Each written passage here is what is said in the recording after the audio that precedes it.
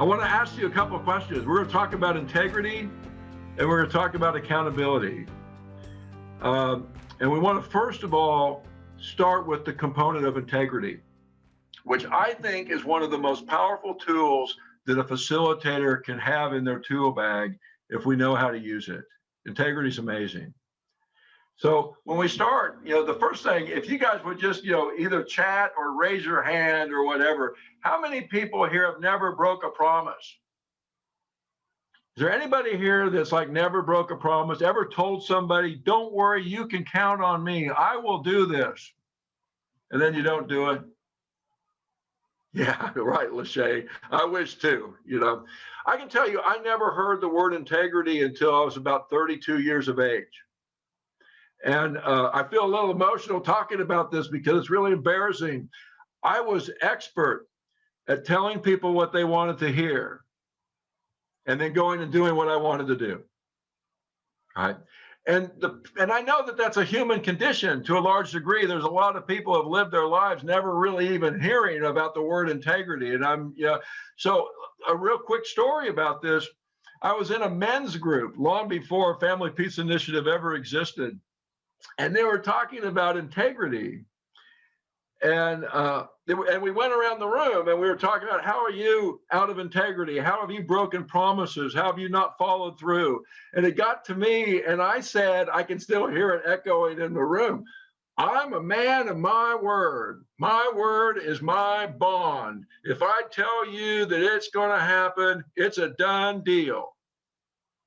That's what I said. I bet that's almost a quote. So I didn't acknowledge any cruelty. And I'm going to try to see if I can share this with you real quickly. I hope you guys can see that. First time ever pulled out in a Family Peace Initiative anything right here. I walked back to my apartment that very same night, and this picture was hanging in my hallway of my apartment. And it was hanging above a sofa table. And where I always put my billfold and my car keys every night when I walked into my apartment, and I always noticed this picture. And the story behind this picture was when I was in Florida, they had a training facility at a Mennonite camp. We were alongside of a lake. And in the dining hall of this beautiful camp out wilderness facility, they had these beautiful watercolor pictures scattered around the wall that were clearly all done by the same artist. And when I would go and eat in this dining hall, I found myself just admiring this art. And so one day I went up to the owner of the camp and I just said, look, what's the story here behind this art? This stuff is beautiful. And he said, oh, that's a guy from Montreal. He's a snowbird. He comes down every year and, he just sets up camp in the campground down there and he'll just sit and paint. And then he'll go to flea markets and sell his paintings. And Steve, luck might have it, he's down in the campground right now. And if you just want to go down there, I'm sure he'd be happy to visit with you. He's a really nice guy. And I'm like, wow. So I did. I found some time and I went down there and I was told what, camper apparatus he had. And I found him. And he was out there sitting in the campground by his little fifth wheeler painting. And I introduced myself and I just said, I have to tell you, I've really been admiring your work for a long time. It's really cool. And can I buy one of your paintings? And he said, well, which one do you like? And he had a whole bunch of them kind of laying out there by the fifth wheeler, just kind of sitting there. And I saw this one. It's a Canadian winter scene with not one step footprint of snow. It's fresh fallen snow. And I said, how much for this? And he says, well, I'll tell you what, Steve, you just make whatever you think this is worth, you just make a donation to the camp because they're struggling for money all the time. And they've done so much for me. Whatever you want to pay for this, just give it to them. And we hemmed and hawed a little bit. And I said, are you sure? I'd be happy to write you a check right now. And he was like, no, that's what I'd like to do. And I shook his hand and I said, done. I'll be happy to write a check to the camp. So 5 years later, I have this conversation with the men's group about integrity. And I walk home afterwards after I've told everybody, my word is my bond. And I walked into the hallway of my apartment and I saw that picture. And you know what I thought. I never made that donation.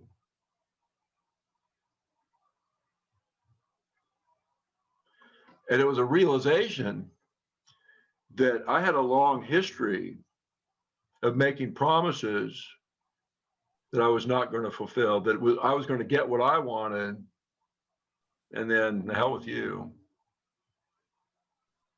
And so I had a lot to learn about integrity. And one of the things I learned about integrity is that I'm not the only one. We all kind of struggle with integrity. There's all kinds of competitions for integrity. I make promises. I just made a promise to Dorothy today that I would be out in the garage ready to help her unload the groceries when she comes home from the store.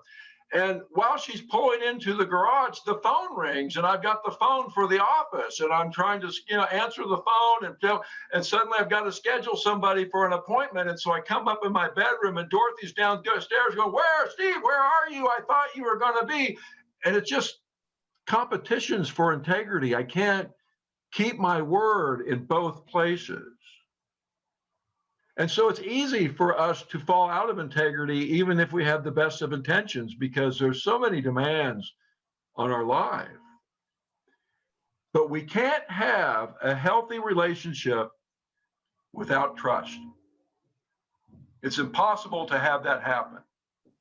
And if we're going to have trust, we're going to have integrity. And Dorothy, in one of those rare moments when we're sitting there watching TV when we've been married a year or so, I don't know if you've ever had this conversation with your partner where you said, "Hey, of all the people you could have picked in your life, why on earth did you pick me?" Have you guys had that conversation? Have you a little, you kind of have a moment of insecurity, like, am I really good enough to be my partner's partner or whatever, And Dorothy said, "Do you know how hard it is to find a man who's interested in living with integrity?" She didn't say, "Do you know how hard it is to find a man who has integrity?" Because that wouldn't have been true. But interested? Absolutely. And so I want you to know that when I look back on my life, if I hadn't had these men in this circle asking me about my integrity, and if I hadn't walked in that apartment and looked at this painting, which I had not have made the donation and recognized I've got things to learn, then if I don't start that journey, then I'm just another man that Dorothy meets in her life who's not particularly interested in living with integrity. Thank God for all of that. All right. And so I want to talk with you just a little bit about integrity. When you think about the word integrity, what does it mean? When we're talking about it in our groups, what are we talking about? Integrity means what to you? It means being real. Being real. Thanks. What else comes to mind? I always think of respect as a part of integrity, being integrity. Thanks. So what is it about integrity that's respectful? Accountability. Thanks, Adrian. For me, the honoring where they are is the respectful, and who they are is the respectful piece. Yeah, respect is very, very significant in the concept of integrity. What you see is what you get no matter where I am, same at home, same at work. Yeah, thanks, Jerry. I think about integrity as just, do I do what I say I'm going to do? Because in a relationship, I have the right to expect you to do what you say. Unequivocally, that's hard to say, unequivocally, I have the right. And by the way, you have the right to expect me to do what I say. That's fair. If I tell you that I'm going to be at your house Saturday morning to help you move that big sofa from upstairs out into the garage, which, by the way, I made that promise and didn't keep it, you have the right to expect me to show up. That's fair. And so in our intervention programs, we have a participation agreement, which is the beginning of a conversation that's ongoing about integrity. Because we understand that mandated clients have few options and none of them are particularly good, but they do have the right to not participate in our program. They can say no thanks. And when we pull out the participation agreement, we're having a conversation about these are our rules and expectations. We try to make them as much for your benefit as possible. But when you sign this paper, you're agreeing to these things. You're telling us that this is good for you. This is acceptable. And so when you say you're going to follow these, we have now the ability to expect you to do that because you're saying that you will do it. And by the way, anytime we tell you that we're going to do something, you have the right to expect us to do that as well. Integrity is a two-way street. Just because I'm the boss here doesn't mean I get to do whatever I want. Integrity, thank you, Audra, just doing what we say we're going to do. And so we're building on this integrity of just simply, can you make agreements? And when you say, yes, I will do that, I have the right to expect you to do that. And vice versa. Now that's powerful, right? But let's just stop there. How do you guys have conversations about integrity? How do you use it as a tool in your classes? Once you get past the definition, how does it become an active tool for you to use to teach? So let me give you a couple of examples.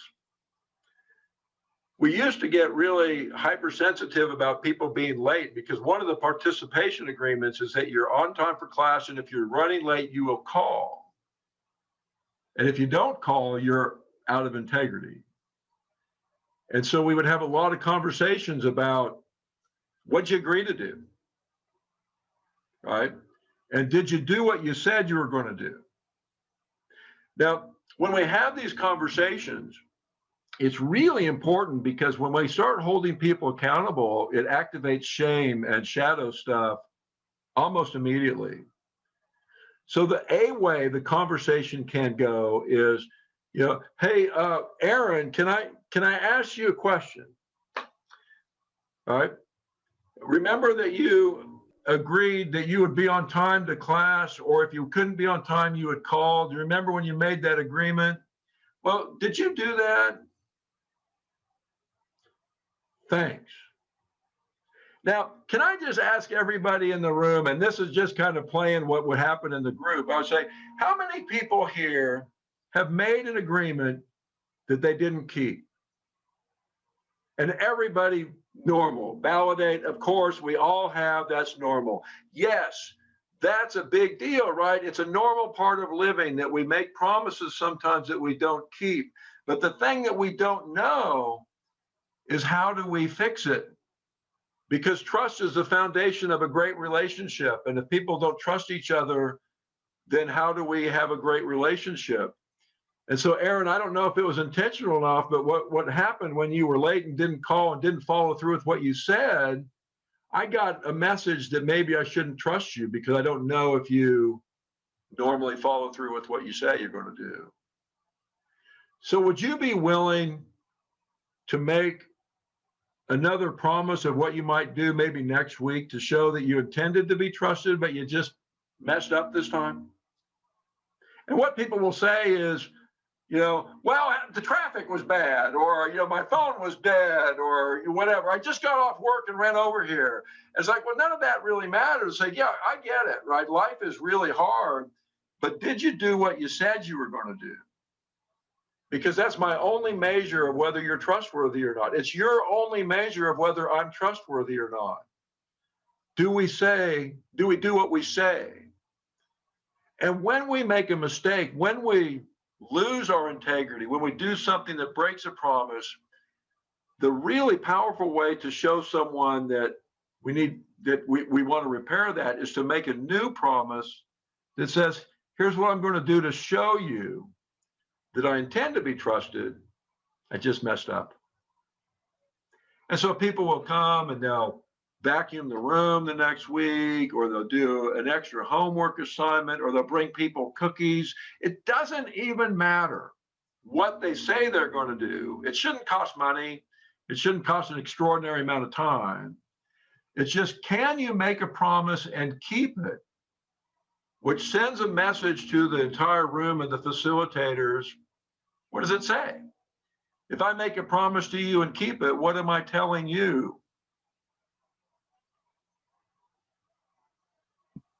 That you have value, that you're important. Thanks. And if I don't keep my promise, James, what am I telling you?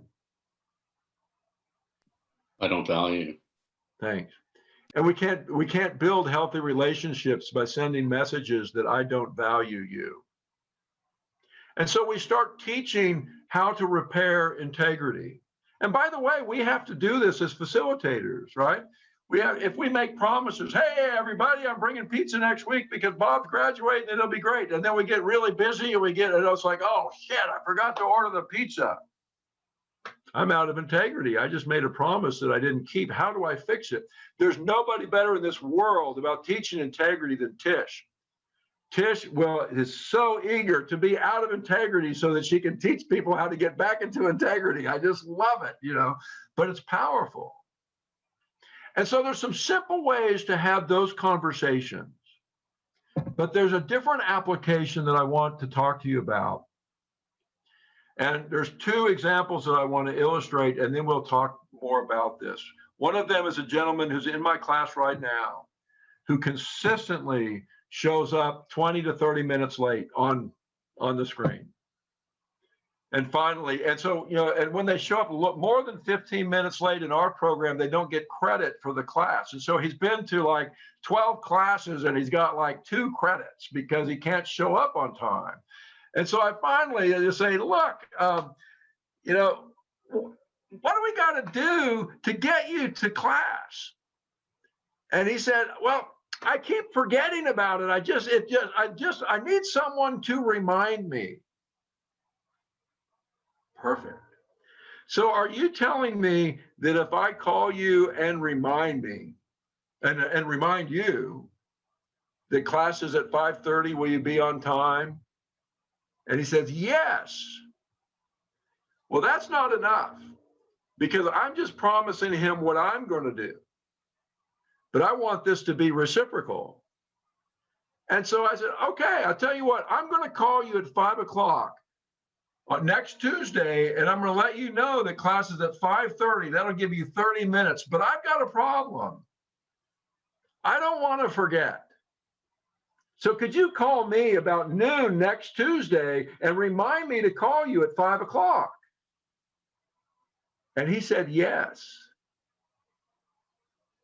And 1 week later at 12 o'clock, the phone rang. And 1 week later at 5 o'clock, his phone rang. And at 5:30 that afternoon, he was in class. And what I was able to do was have a conversation with him about, it feels so good to learn that you're interested in being trusted. Thank you so much for communicating to me. And by the way, I was surprised. I didn't think he would call me at noon. I didn't think he would be on time to class. I thought he would make it. And by the way, he has responded to this over and over. When I've asked him what are you going to do? What do you need me to do? And what are you going to do in return? He is so hungry for a relationship with me that he remembers to call me a week later when he couldn't remember to show up to class at 5:30. It was a conversation about integrity. It wasn't, look, you're so irresponsible. Why can't you get to class on time? Some people believe that's accountability. But the tool of integrity, here's what I'm willing to do. What would you be willing to do? And if you do that, you're going to tell me that you're interested in being trusted, and we can work with that. Integrity matters. One last example. I can remember a gentleman who came out of prison who was assessed by my very good friend Chuck. And Chuck came out, and by the way, the man who came out of prison was your classic, stereotypical prison, long hair, tattoos everywhere, huge muscles, 6'4", scary dude. If you just look at him, to me, he was scary. Chuck comes out of this assessment and he says, Steve, I'm never going to do another assessment again. I'm done. And I go, what happened? And he goes, that guy was the scariest guy that I've ever talked to in my life. And I'm never going to be in a situation like that again. And so we talked about it. And then he said, and by the way, I put him on your schedule for orientation next week. And I'm like, you did what? I don't want this. I don't want to do that. Right. So I'm trying to figure out, how are we going to bring this guy who's scaring a really, really skilled psychologist out of the business? How am I going to survive an orientation, and how am I going to bring him into my class? And so what I did was I went in there that week, and I was scared. And we sat down in the chairs right there with the whiteboard. And I said, look, I've got a problem. You're scaring my people. And you can't be in my program if you're scaring my people. And I want you to know that I'm scared right now. And you can't be in my program unless you can tell me that I'm safe. And if you can tell me that you're not going to scare my people and that I'm safe and my staff are safe, then we can proceed. If you can't tell me that, you can't be here. And he said, I'm not scary. No one's scared of me. And I'm like, no, they're scared of you. And he said, okay, because if I don't do this program, I'm going back to prison. I don't want you to go back to prison. I just don't want to be scared. I want to be safe. Can you keep our people safe? He said, yes. And then he said one other thing as we got through the orientation. He says, and by the way, I'm not scared of anything. I have a reputation in the prison as being the enforcer. I'm not afraid of nothing. I went, okay. So 4 months later, he's stumbling through the class, but he has not scared me. He has not created safety issues. And I self-disclosed that when Max was 4, I spanked him one time on a wet butt when I pulled him out of the shower. And this guy got activated. And he jumped out of his chair and he started saying, you're a child abuser. You should be in this class, not teaching this class. You are nothing. You need to be, and he was animated. And he ended up this far away from my face, calling me a child abuser. And I was terrified.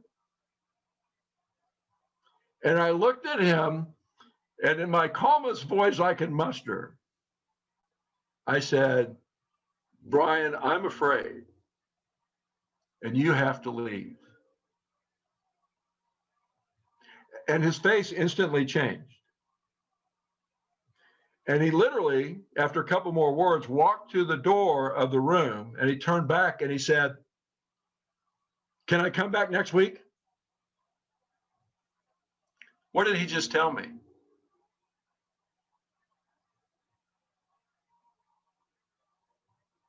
What was he feeling?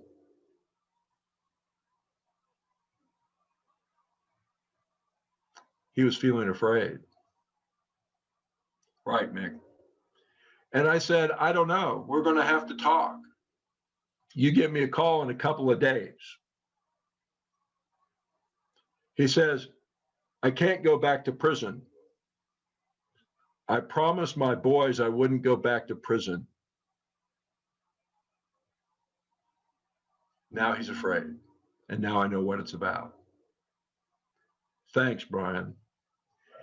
And so we met. We came back together and I said, look, you made a promise. I took you at your word. I trusted you. And I believe I've been good to my word. And now you've told me that I'm not sure if I can trust you. How are we going to fix this? And what we agreed on is that he would write down all of the ways that he was abusive and created fear in the classroom that day. And he would come and he would talk to the class about what he did and how he was going to make sure that people weren't afraid of him for the rest of the class. And I said, if you're able to do that, come on. Because all I'm asking you to do is to do what you say. And that's fair. So he comes into class, and right after check-in, he says, I have something I need to say. He pulled out a piece of paper. He read a very complete list of his behavior. And he said, I can guarantee you that you all are going to be safe while I finish this class. And quite honestly, he kind of became like a junior facilitator. He was brilliant. He was really, really smart. And he helped a lot of people. I believe he's back in prison now. I'm not telling you that I changed his life. But I think that integrity protected me, my staff, and the participants in the room.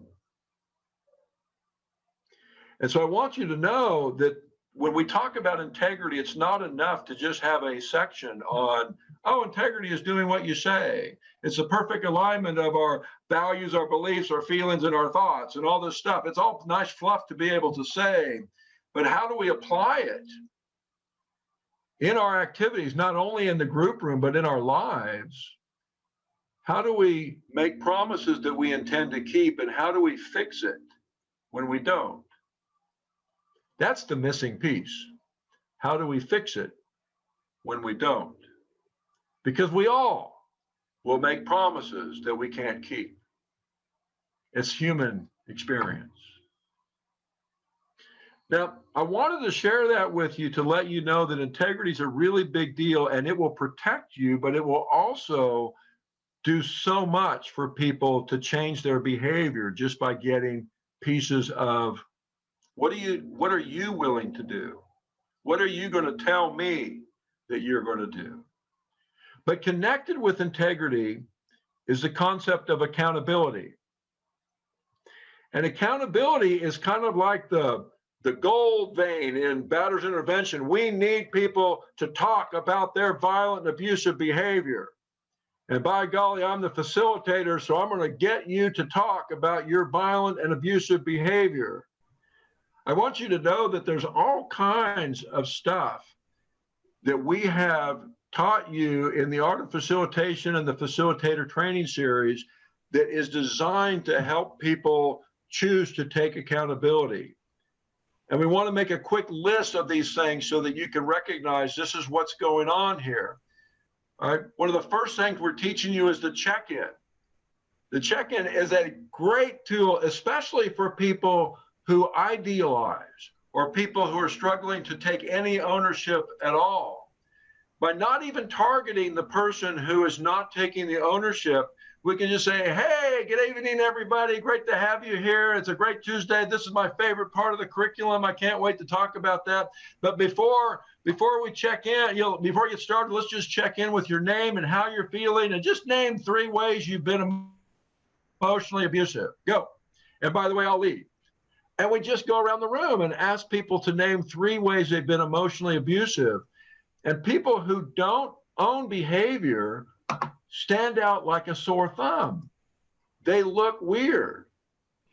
And so we're just going around the room in a check-in. And when somebody owns something, when they haven't said it before, we don't make a big deal out of it. We just go, thanks. Moving on, who's next? Because we're just checking in. All right, we're just asking everyone to share a couple of ways. And oh, by the way, if you hear other people say something you've done, write that on your list in the workbook, because you'll need that for your week 18. That's a great example of that, right? So your check-in is a really powerful tool. What are some other tools that you guys know that we have taught you that help people take ownership for behavior? Oh, Audra's gotten started here. Remember us teaching you list building? All we did, the river of cruelty is nothing but 5 lists. We're going to make lists, and then we're just going to say, which one of these belong to you? Here's the ones that belong to me. And for some reason, psychologically, if people are looking at a list on the board, it's easier for them to go, oh, I got that one and that one and that one. Check marks. The check marks in the orientation, that's what we're after, is just making a list and going, yeah, I've done that. Yep. Thanks. All right. The list is a powerful way to help people just simply acknowledge their behavior. What other do we have up there, Audra? Oh, I just wrote down what you mentioned, saying thanks when they share. And specifically in check-in, let's list 3 things, let's list 1 thing. But I also think about a lot of pieces of our week 18 that really pursues ownership, that there are a lot of intentional things about that. We're not asking them to do that in the first week. We're asking them to do that, what is that, like 3 or 4 months later? And so we're giving them time, and we're giving them clear expectations. Week 18 is laid out in the workbook. So we're not surprising them. We're not sneaking up on them and saying, hey, you need to take ownership for this right now. But we're letting them think about it. We're giving them support ahead of time to say, what do you need in order to prepare for this? There's probably more pieces, but the week 18 really comes to mind. Yes. Anybody else recognize other tools or things that we've taught you that help people to accept accountability? Well, there's so many, but one that comes to mind is the tube chair exercise, just how we want people to see us and what we don't want them to see. Yes. Yes, that's a good example. What we've used in the past, and I notice, is like they take accountability when we go over the painful shift, on the change process, and we discuss them. I give each of them a chance to go over and say, do you want to discuss your list? And that's when I've noticed that they take accountability for what they've done. Beautiful. They become really emotional. Some of them cry, and I can't believe I did this. So we take each one of them each section one at a time. Yes. We teach you all too about the control log, which is Duluth's tool, right, that they created, and using it in a way that helps people to make the list of what they did in a situation.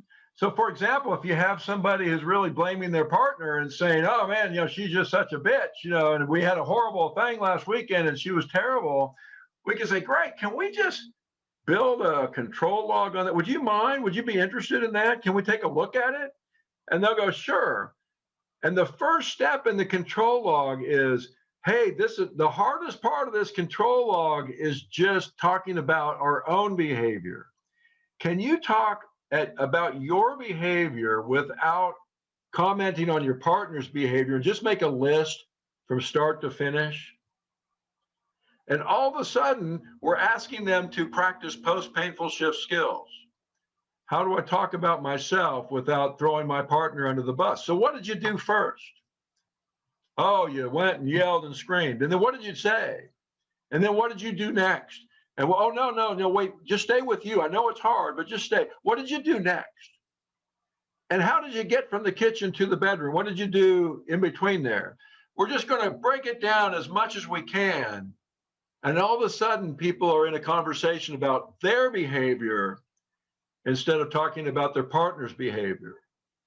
But we're letting them make the decision to do the control log. We're letting them go, yeah, it's okay, we can look at it. I'd love to tell you how lousy my partner is. Well, great.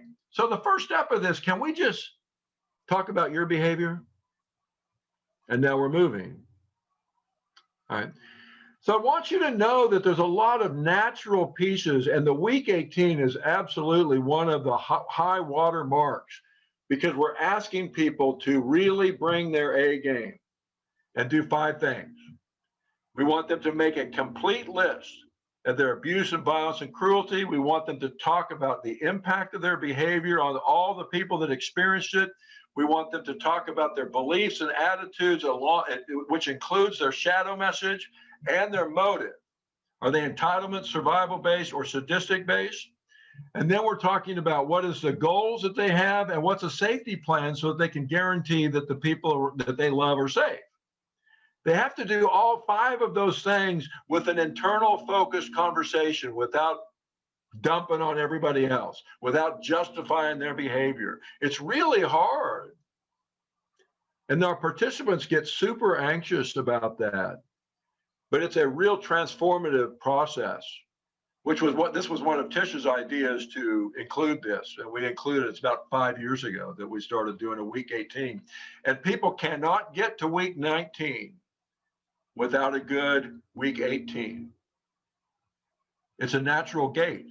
It's a rite of passage. You have to be able to have an internal focused dialogue conversation by the time you get to week 18. You don't have to do it at week 12. Don't worry. You won't be ready, but you'll be ready. And if you need help, we'll help you because we want you to win on this. Absolutely. We want you to win on this. Audra, is there anything that I've left out about integrity and accountability? Not left out, but I think there are a couple things that I want to just sort of tie a ribbon around. The story that Steve told about Brian, I think that what I want you to know, everyone to know, is that he has really used that. I know for me personally, he has used that experience as a model to help me when I've had folks who are breaking their agreement in the group, when they are being abusive, when they are being loud, and when they are dominating in the room. And I have personally walked out the conversation, and it's amazing how it has pretty much walked out the same as it did with Brian.